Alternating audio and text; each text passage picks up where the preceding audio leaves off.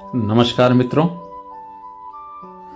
जब मनुष्य ने पहली बार आकाश की ओर देखा, तारों की चुप्पी को सुना और गर्जन करती नदियों को देखा, जब उसने मृत्यु को अपने सामने पाया और जन्म के रहस्य को अनुभव किया, तभी से यह प्रश्न जन्मा, क्या भगवान है? यह सवाल सिर्फ बुद्धि का नहीं है, यह सवाल हमारे हृदय का है। यह सवाल केवल तर्क का नहीं, बल्कि हमारी गहरी बेचैनी का है। हर युग में, हर सभ्यता में, हर दार्शनिक ने इसका उत्तर खोजने की कोशिश की है, और उत्तर उतने ही विविध हैं जितनी विविध मानव आत्माएं। कुछ कहते हैं हाँ, भगवान है, वही इस सृष्टि का कारण है। कुछ कहते हैं नहीं, भगवान नहीं है, यह सब प्रकृति की ही लीला है।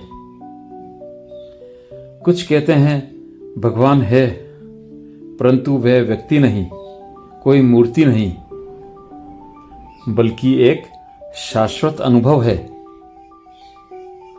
आज हम एक यात्रा पर निकलते हैं। यह यात्रा समय की गलियों से गुजरेगी। हम प्राचीन ग्रीस से लेकर भारत की गुफाओं तक चलेंगे। संतों और संदेहियों की आवाजें सुनेंगे और फिर धीरे धीरे समझने की कोशिश करेंगे कि आखिर यह सवाल हमें किस ओर ले जाना चाहता है। सुकरात एथेंस की गलियों में घूमता हुआ एक साधारण सा आदमी लोगों से सवाल पूछता, सत्य क्या है? सुकरात के लिए भगवान कोई मूर्ति नहीं, कोई चर्च या मंदिर में बैठा देवता नहीं।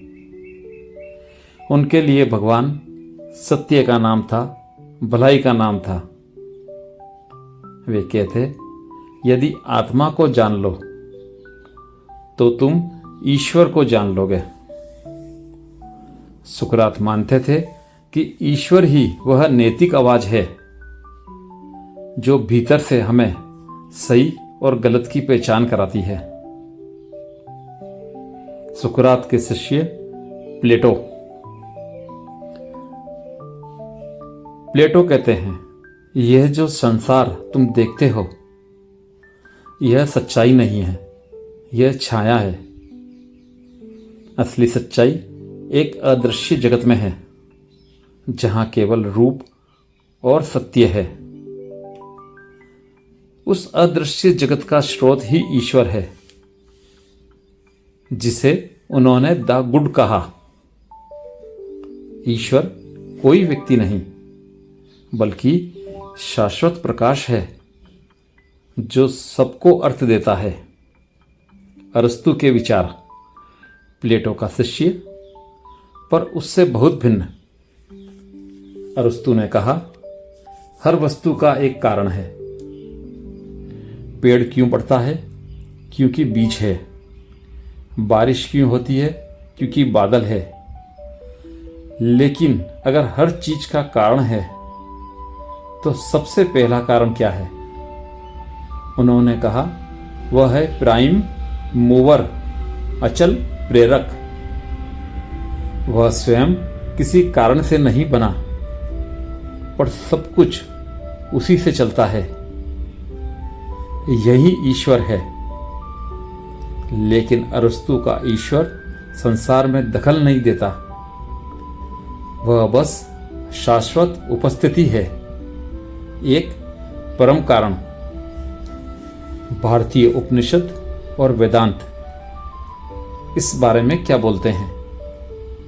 ग्रीस से बहुत दूर भारत की गुफाओं और वन में ऋषियों ने गहन ध्यान में यही सवाल पूछा। उनका उत्तर था ब्रह्म। ब्रह्म किसी देवता का नाम नहीं, वह कोई आकार नहीं। ब्रह्म का अर्थ है जो है, जो हमेशा है, जो कभी मिटता नहीं। सच्चित आनंद यानी सत्य, चेतना और आनंद ही भगवान है। उन्होंने कहा, तत्वमसि, तू वही है, ईश्वर कहीं बाहर नहीं, तुम्हारे भीतर ही है, तुम्हारा ही विस्तार है। गौतम बुद्ध इस बारे में क्या कहते हैं? गौतम बुद्ध ने अलग रास्ता दिखाया। उन्होंने कहा, ईश्वर के सवाल से बचो, यह सवाल तुम्हें सत्य तक नहीं ले जाएगा। सत्य यह है कि जीवन दुखमय है और दुख का कारण है तृष्णा। मुक्ति ध्यान से, करुणा से, जागरण से मिलेगी, किसी ईश्वर से नहीं। बुद्ध ने न ईश्वर को स्वीकारा न नकारा। उन्होंने कहा, खोजो अपने भीतर, वही प्रकाश है।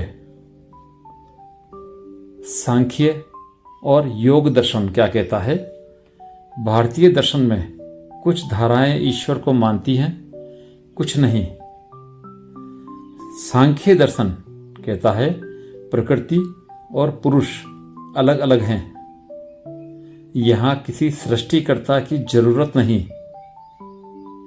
लेकिन पतंजलि का योग दर्शन ईश्वर को विशेष पुरुष कहता है, जो काल से परे है, दुख से परे है। योग के साधक के लिए ईश्वर एक सहारा है, ध्यान की गहराई का केंद्र। मानवता की यात्रा आगे बढ़ती है। समय की धारा अब ग्रीस और भारत की प्राचीन गलियों से निकलकर यूरोप के मध्ययुगीन अंधकार में प्रवेश करती है। चर्च की घंटियां बजती हैं, बाइबिल की वाणी गूंजती है और उसी के भीतर से उठते हैं कुछ सवाल, कुछ दार्शनिक। यह युग था जब धर्म सर्वोच्च था और भगवान के बिना जीवन की कल्पना असंभव। लेकिन यही वह दौर भी था जहां बुद्धि ने धीरे धीरे अपना सिर उठाना शुरू किया। सेंट ऑगस्टीन ईसाई जगत के महान दार्शनिक और धर्मशास्त्री। उन्होंने कहा, ईश्वर केवल विश्वास से जाना जा सकता है। मैं विश्वास करता हूं, इसलिए समझता हूं। उनके लिए भगवान केवल सृष्टिकर्ता ही नहीं, बल्कि आत्मा की गहराई में वास करता प्रेम है। वे मानते थे कि बिना ईश्वर के मानव का हृदय हमेशा बेचैन रहेगा। उनका प्रसिद्ध वाक्य है, हे प्रभु, तूने हमें अपने लिए बनाया है और हमारा हृदय तब तक शांत नहीं होगा जब तक वह तुझ में विश्राम न पाए। ऑगस्टाइन ने पाप, अनुग्रह और मोक्ष की पूरी व्याख्या ईश्वर पर आधारित की। थॉमस एक्विनास 13वीं सदी के दार्शनिक और धर्मशास्त्री। उन्होंने तर्क और विश्वास को एक करने की कोशिश की। उनका मानना था कि ईश्वर पर विश्वास जरूरी है, लेकिन बुद्धि भी हमें ईश्वर तक ले जा सकती है। उन्होंने 5 प्रसिद्ध प्रमाण दिए, जिन्हें 5 वेव्स कहा जाता है। गति का प्रमाण, हर चीज को कोई ना कोई चलाता है और सबसे पहला प्रेरक ईश्वर है। कारण का प्रमाण, हर वस्तु का कोई कारण है और सबसे पहला कारण ईश्वर है। आवश्यकता का प्रमाण, हम सब नश्वर हैं, इसलिए किसी शाश्वत अस्तित्व का होना जरूरी है। मूल्य का प्रमाण, अच्छाई बुराई की डिग्रियां हैं तो कहीं एक परम अच्छाई भी है, वही ईश्वर है। उद्देश्य का प्रमाण, प्रकृति किसी उद्देश्य से चलती है और उस उद्देश्य का नियंता ईश्वर है। एक विनाश के लिए ईश्वर ही जगत का आधार है, लेकिन वे यह भी मानते थे कि ईश्वर को पूरी तरह समझना संभव नहीं, केवल उसकी झलक पाई जा सकती है। रेने डेस्कार्ट। 17वीं सदी में तर्क और विज्ञान का युग शुरू हुआ। डेस्कार्ट ने कहा, मैं सोचता हूं इसलिए मैं हूं। लेकिन उन्होंने यह भी जोड़ा कि सोचने की क्षमता हमें किसने दी? यह स्पष्ट शुद्ध विचार कहां से आया? उन्होंने तर्क दिया कि ईश्वर का विचार हमारे मन में इसलिए है क्योंकि ईश्वर वास्तव में है। डेस्कार्ट का ईश्वर सृष्टि का निर्माता है, जिसने नियम बनाए और मनुष्य को सोचने की शक्ति दी। बारुक स्पिनोजा।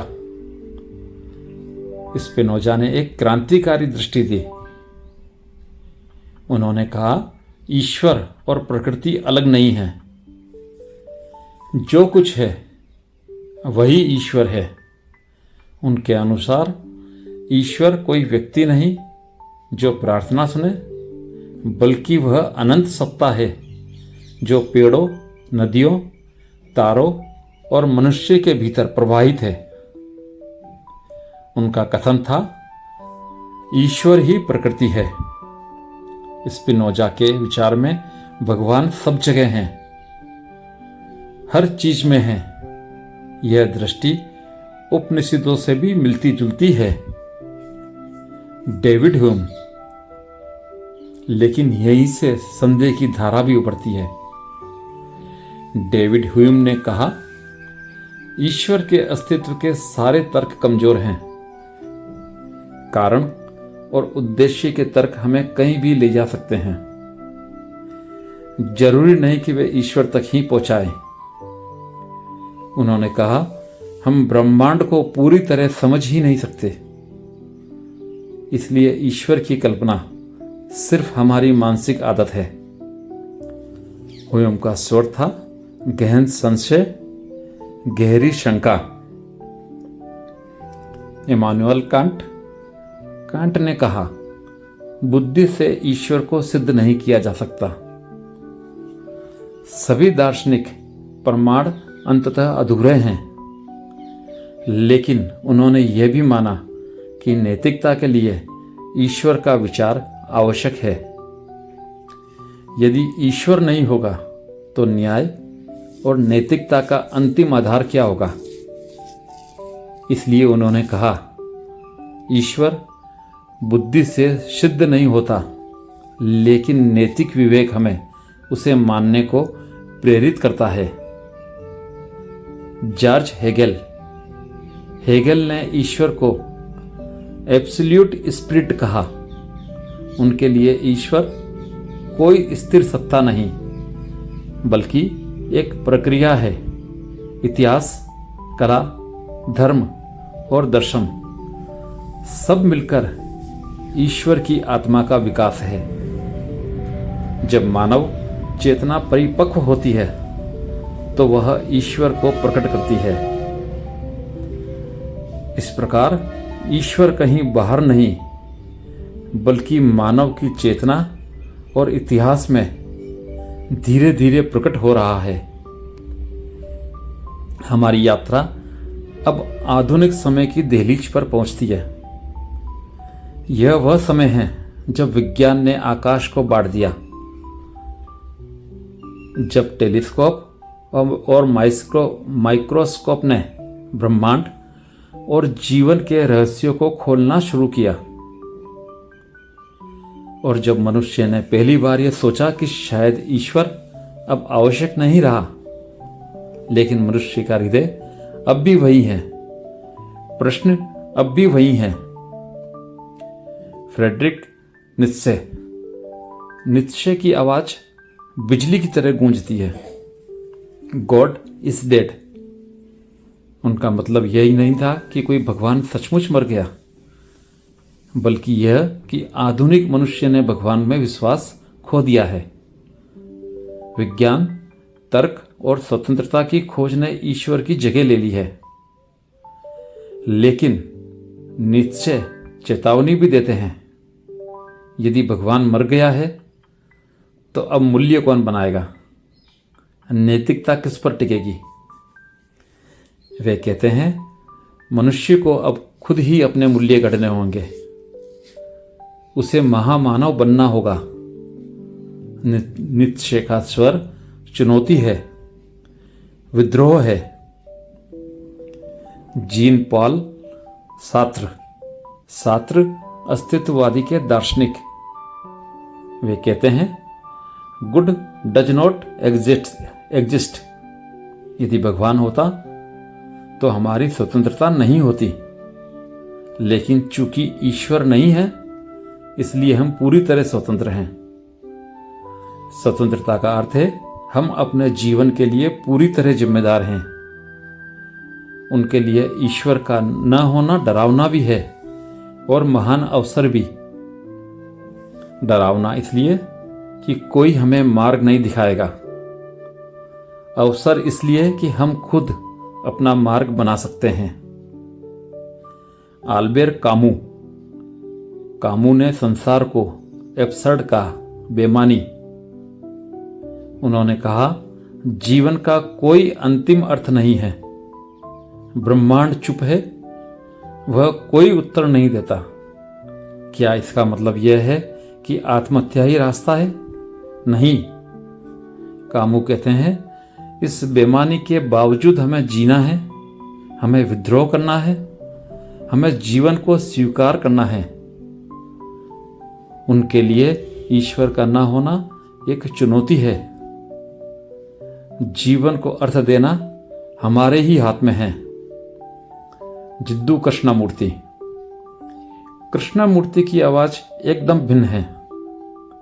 वे कहते हैं ईश्वर की खोज करना ही गलत प्रश्न है, क्योंकि जब आप पूछते हो क्या भगवान है, तो आप पहले से ही अपनी परंपरा, अपनी आशा, अपने डर को उसमें डाल रहे हो। कृष्णमूर्ति कहते हैं सत्य केवल तब मिलेगा जब मन पूरी तरह मौन होगा, जब वह किसी विश्वास या परंपरा से बंधा ना होगा। उनके लिए ईश्वर कोई व्यक्ति या विचार नहीं, बल्कि वही शांति है, वही मौन है जो तब प्रकट होता है जब मन बिल्कुल साफ हो जाता है। ओशो कहते हैं ईश्वर कोई व्यक्ति नहीं है जिसे हम मंदिर या चर्च में कैद कर दें।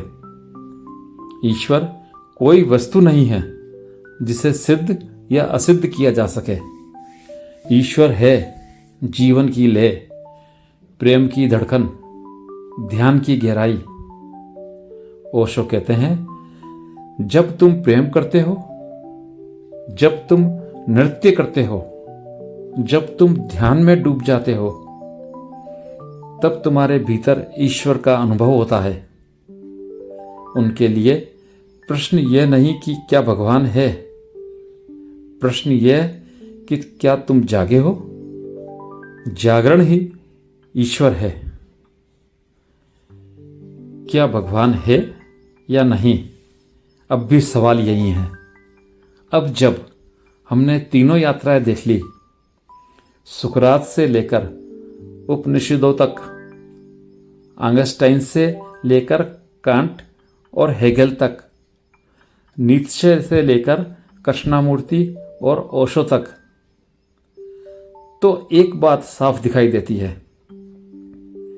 कुछ दार्शनिकों ने कहा हाँ भगवान है, वह सृष्टि करता है, वह कारण है, वह नैतिकता का आधार है।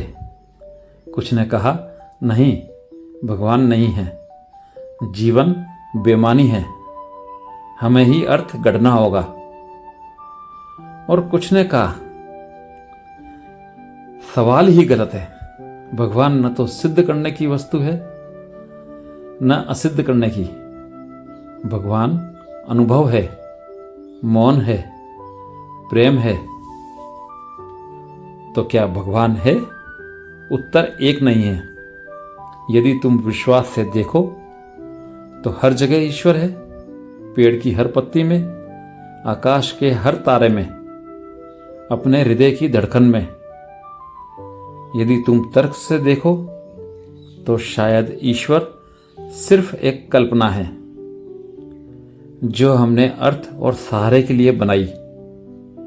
और यदि तुम ध्यान से देखो तो प्रश्न ही विलीन हो जाता है।